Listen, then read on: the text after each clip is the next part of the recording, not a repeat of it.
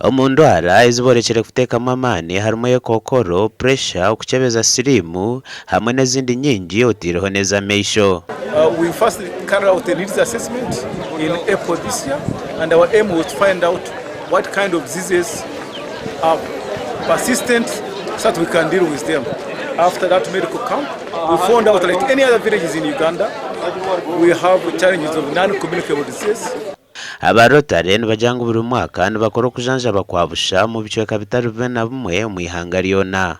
Among the services that we have brought is cancer screening, is screening for pressure, screening for diabetes, screening for eyes to restore people's eyesight, screening, doing laboratory tests. Roida muhimbura kansara wa Mbarara district kandi obirariyo mabemba handika abarwire nagira ngo government neteka gukora cyone kiri kubasika okureba ngo habaho kongera sente mu byamagara. MP omucyara bwa district ya Mbarara rwebyamba mugisha wagizire ngo ekintu cye byamagara ni cyenda kongerwa amamani. I've seen so many people of different walks of life.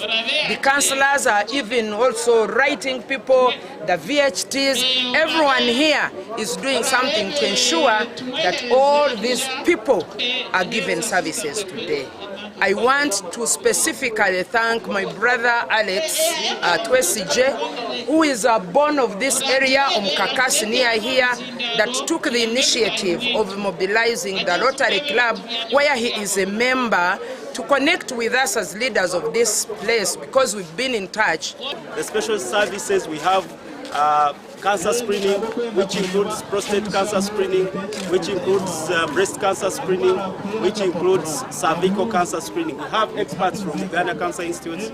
They are here, they are seeing patients and screening them. Omugandi nkomuringo gumwe go kwetebekanise bigezo bye cyamushanju Rotary Club ya Mbarara City ehire bikwato habeje be cyamushanju abishomero ya St. Luke Primary School Kaburangire.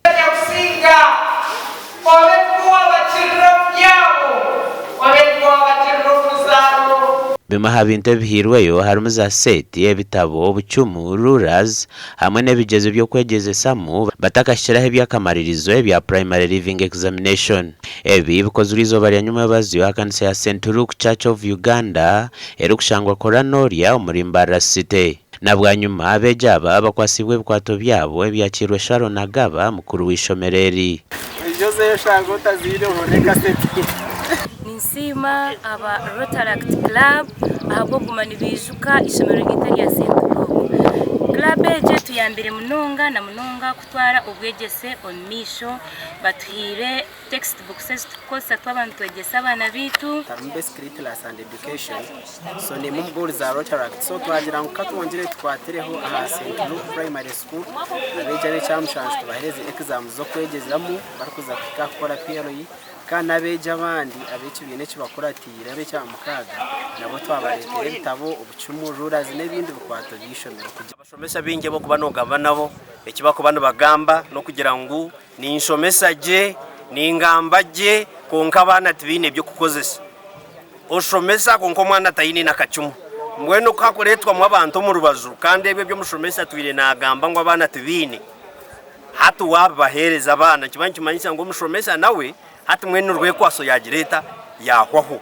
Abana bwanyuma barambwire miti y'ebijuma ibabiro mu ishomereri nk'emiyembe avocado kandi obwa hati byatandikire kwana. Abwa TV Western Adolf Ireka na Ari Waswa.